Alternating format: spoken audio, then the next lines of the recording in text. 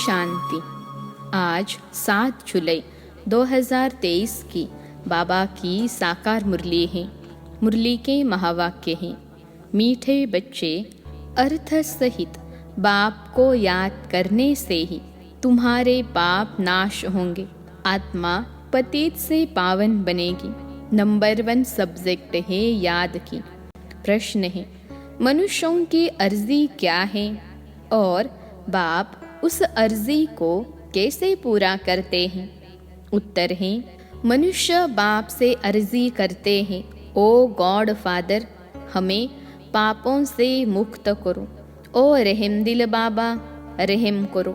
बाबा सभी की अर्जी सुनकर स्वयं आते हैं और पापों से मुक्त होने की युक्ति बताते हैं। बच्चे, तुम मुझे याद करो। सिर्फ बाप की महिमा गाने से कोई फायदा नहीं। चरित्र गाने नहीं है, लेकिन राजयोग सीख कर चरित्रवान बनना है।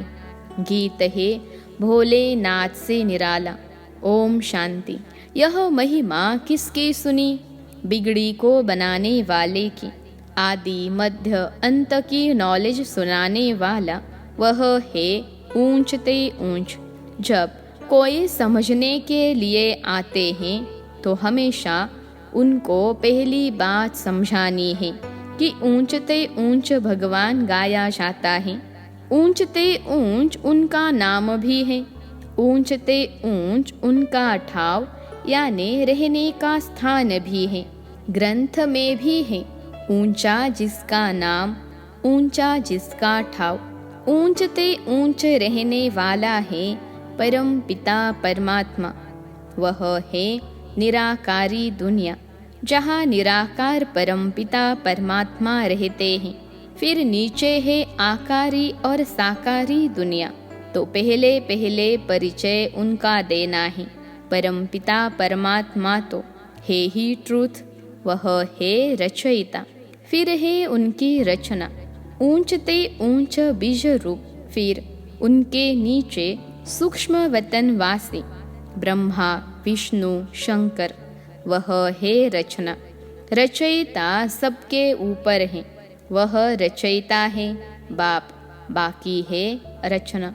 सब एक परमपिता परमात्मा की संतान है। इसलिए हम आत्माएं सब भाई भाई ठहरे तो परमपिता परमधाम में रहते हैं। उनको ही परमात्मा कहा जाता है। शारीरिक पिताएं तो बहुत हैं ना, पहले पहले परिचय देना है रूहानी बाप का। उनकी है सब रचना, चित्रों पर भी ध्यान खींचवाना है। पहले पहले है ऊंचते ऊंच परमपिता परमात्मा, जिसको मनुष्य सृष्टि रूपी झाड़ का चैतन्य बीजरूप कहा जाता है। वह सत चित आनंद स्वरूप है। सत अर्थात सच कहने वाला। आत्मा भी सत है, वह भी जलती मरती नहीं। सत के बच्चे भी सच्चे होने चाहिए। तुम पहले पहले देवी देवता सच्चे थे। सच खंड स्थापन करने वाला सच्चा बाबा है। ऐसे नहीं कि परम पिता परमात्मा झूठ खंड स्थापन करते हैं। नहीं, सच खंड था, फिर यह भारत झूठ खंड बना है। सच्चा है परम पिता परमात्मा। पतित बनाने वाले को सच्चा नहीं कहेंगे और सब हैं झूठे। 5 विकार रूपी माया रावण झूठा बनाती है। राम सच्चा, रावण झूठा। रावण ही भारत को झूठा बनाते हैं। कहानी सारी भारत पर है। समझाना है, भारत स्वर्ग था, अब नरक है। बाप को स्वर्ग बनाने वाला व स्वर्ग का रचयिता कहा जाता है। महिमा भी भारत की है। आदि मध्य अंत का ज्ञान तुमको सुनाते हैं, जिससे तुम त्रिकालदर्शी बनते हो। इसको कहा जाता है स्वदर्शन चक्र। तुम जानते हो कि हम आत्माएं फिर से परमपिता परमात्मा से वर्षा ले रही हैं। गाया भी जाता है, आत्माएं और परमात्मा अलग रहे बहुकाल। अभी यह मिलन बहुत सुंदर मंगलकारी है। तुम पहले पहले बाप का परिचय देते हो।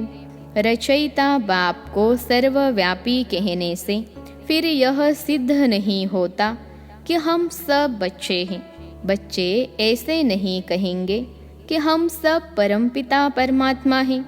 सर्वव्यापी कहने से बाप के साथ वह लव नहीं रहता, न बुद्धि योग रहता है। भारत का प्राचीन योग मशहूर है। वास्तव में बुद्धि का योग लगाना है बाप से। सर्वव्यापी है तो फिर योग किससे लगाए? क्या अपने आप से लगाए? कोई अर्थ ही नहीं निकलता। यहाँ तो तुम अर्थ सहित जानते हो। बाप खुद कहते हैं, मेरे साथ योग लगाने से तुम्हारे विकर्म विनाश होंगे। विकर्म तो होते रहते हैं। संपूर्ण कर्मातीत अवस्था अंत में होगी। जब ज्ञान का अंत होगा तब रिजल्ट निकलेगी। स्कूल में भी कोई किस सब्जेक्ट में तीखे जाते हैं, कोई किस में तीखे जाते हैं। सहज सब्जेक्ट है याद की। बाप को याद किया जाता है। याद से फिर आत्मा अच्छी होगी, बर्तन साफ होगा। आत्मा जो इम्प्योर बनी है वह प्योर बनती जाएगी। ऊंचते ऊंच बाप आकर पढ़ाते हैं और ऊंचते ऊंच पद प्राप्त कराते हैं। तुम मनुष्य से देवता बनते हो। समझते हो कि बरोबर आदि सनातन देवता धर्म था। उनको हिंदू नहीं कहेंगे। भारत का नाम बदलकर हिंदुस्तान नाम रख दिया है। आदि सनातन पवित्र देवी देवता धर्म था, जिसको वैकुंठ अथवा स्वर्ग कहा जाता है। वह तो सतयुग है। उनको कहा जाता है नई दुनिया। उनको रचने वाला बाप है। वह है निराकार। सभी कहते भी है ओ गॉड फादर। वह ऊंचते ऊंच रहते हैं। ब्रह्मा विष्णु शंकर को सूक्ष्म देह मिली हुई है। उसको सूक्ष्म लोक कहा जाता है और वह है शांति धाम, साइलेंस वर्ल्ड। यह है स्थूल वतन। तो पहले पहले जब कोई भी आते हैं तो उनसे फॉर्म भराना है। आत्मा का बाप कौन है? ऊंचते ऊंच तो भगवान को ही कहा जाता है। साधु संत आदि सब प्रार्थना करते हैं। प्रार्थना को रिक्वेस्ट भी कहा जाता है। ओ गॉड फादर, हम अर्जी करते हैं, हमारे पापों को दग्ध करो और रहम दिल बाबा रहम करो। ऐसे ऐसे पुकारते हैं। रहम सभी तो नहीं करेंगे। सब पर रहम करने वाला तो एक ही बाप है। सर्वोदया कहते हैं ना। अब वह क्या करते हैं? कितने पर रहम करते होंगे? वह भी ड्रामा में नूंद है। इस समय जो कुछ चलता है उनसे तुम भेंट करते हो। गीता भागवत में यह बातें हैं नहीं। गीता है ज्ञान, बाकी चरित्र आदि की तो कोई दरकार नहीं। स्टूडेंट टीचर के चरित्र गाते हैं क्या? मास्टर की बैठ महिमा करने से कोई भी फायदा नहीं। बाप की सिर्फ महिमा करना, वह ज्ञान का सागर है, सुख का सागर है। इससे कुछ भी मिलता नहीं है। अभी तुम बच्चे समझते हो कि बाबा हमको राजयोग सिखलाए त्रिकालदर्शी बनाता है, अर्थात तीनों कालों और तीनों लोकों की नॉलेज देता है। तो तुम मास्टर त्रिलोकी के नाथ भी कहला सकते हो, त्रिकालदर्शी भी कहला सकते हो। बरोबर हम तीनों लोकों को जानने वाले नाथ बनते हैं। यह राजयोग है। हम बादशाह बन रहे हैं। बनाने वाला बाप है। पारसनाथ कहते हैं ना, वह है लक्ष्मी नारायण। भल उन्होंने मंदिर हैं, लेकिन मनुष्य जानते नहीं कि यह कौन है। लक्ष्मी नारायण हैं पारसपुरी के नाथ। पारसपुरी सतयुग को कहा जाता है। तुम यह जानते हो कि बरोबर श्री कृष्ण के हीरो जवाहरों के महल थे, पारसनाथ थे। तो पहले पहले यह समझाओ कि यह मानते हो कि सभी का रचयिता बाप है। ब्रह्मा विष्णु शंकर का भी वह रचयिता ठहरा। पहले तो यह निश्चय करो कि वह बाप स्वर्ग का रचयिता है। स्वर्ग में आदि सनातन देवी देवता धर्म वाले थे। उन्होंने यह नॉलेज कब मिली? बाप कहते हैं कि मैं कल्प कल्प संगम युगे आता हूँ नॉलेज देने। बरोबर तुम सतयुग आदि के पारसनाथ बन रहे हो। कितनी फर्स्ट क्लास नॉलेज है। यहाँ बैठे हो, तुम समझते हो हम बाबा से स्वर्ग का वर्षा पाए पारसनाथ पारसपुरी के मालिक बनेंगे। बुद्धि जानती है कि लक्ष्मी नारायण आदि देवी देवताएं कितने धनवान थे, बहुत जेवरादी थे, बड़े साहूकार होते हैं। तो पहले पहले बाप को जान उनसे वर्षा लेना है, याद से वर्षा लेना है। सूक्ष्म बात यह है, हीरे जवाहरों के कितने बड़े बड़े महल थे, अभी वह खत्म हो गए हैं, फिर अपने समय पर खड़े हो जाएंगे। पहले थे, फिर खत्म हुए, फिर होंगे जरूर। ड्रामा में नोंद है, यह बुद्धि से समझने की बात है। लड़ाई में भी सब टूट फूट जाते हैं, फिर नए सिर महल बनाते हैं। महल जरूर बनाए होंगे। तुमको साक्षात्कार होता है कि बरोबर महल है, हमने बनाए थे। ऐसे नहीं कि सागर के नीचे चले गए जो अब निकलने हैं। नहीं, यह तो ड्रामा का चक्र फिरता रहता है। वह समझते हैं कि लंका रावण की अथवा सोने की द्वारिका नीचे चली गई है जो फिर निकलेगी, परंतु ऐसे तो है नहीं। अभी तुम द्वारिका के मालिक बन रहे हो। कितने माला माल थे, धन दौलत सब था, अब सब गायब हो गया है, सब ले गए। फिर ऐसे ही होगा। पहले पहले बाप का परिचय देकर फिर चक्र का राज समझाना है कि यह कैसे फिरता है। सतयुग की स्थापना बाप ही करेंगे। अब बाबा सम्मुख बैठ कहते हैं कि मुझे याद करो। इस याद की योग अग्नि से ही तुम पतित से पावन बनते हो, और कोई उपाय नहीं है। योग अग्नि से आत्मा पतित से पावन बनती है। पतित पावन बाप ही आकर पावन दुनिया स्थापन करते हैं। फिर तुम गंगा के लिए क्यों कहते हो कि यह पतित पावनी है? जब तब गंगा स्नान आदि करना, यह सब भक्ति मार्ग की सामग्री है। भक्ति मार्ग पहले अव्यभिचारी था, फिर व्यभिचारी बना है। आधा कल्प लगा है व्यभिचारी बनने में, 16 कला से 14 कला, फिर कलाएं कम होती जाती हैं। यह ज्ञान सागर बाप समझाते हैं। ब्रह्मा विष्णु शंकर को ज्ञान सागर मनुष्य सृष्टि का बीज रूप नहीं कहा जाता। परम पिता कहने से बुद्धि ब्रह्मा विष्णु शंकर तरफ नहीं जाती है। आत्माएं परमपिता परमात्मा बाप को ही याद करती रहती हैं जब उनको दुख होता है। सतयुग में सुख है तो कोई भी पुकारता नहीं। अब आत्माएं जानती है कि आधा कल्प से दुख पाया है, अभी फिर स्वर्ग में जाएंगे, वहाँ कोई भी दुख नहीं। इसलिए सतयुग में बाबा को याद करने की दरकार नहीं पड़ती। ड्रामा अनुसार बाबा हमको सुख का वर्षा देकर ही जाएंगे।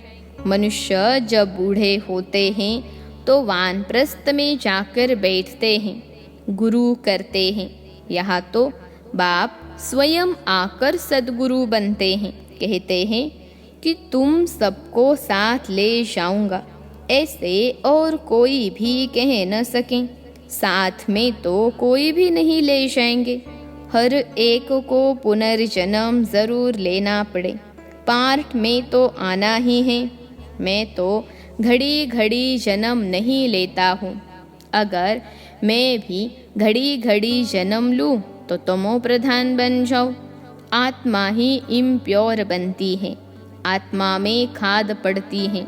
गोल्डन एज, सिल्वर एज अक्षर भी हैं, बरोबर अभी आयरन एज है। अब संगम है, बाप को जरूर आना ही है। पुरानी सृष्टि को नया बनाना यह बाप का ही काम है।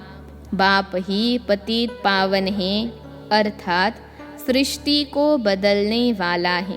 सृष्टि का रचयिता नहीं, बदलने वाला है। रचने वाला कहने से मनुष्य समझते हैं बड़ी प्रलय होती है। पतित पावन अक्षर ठीक है।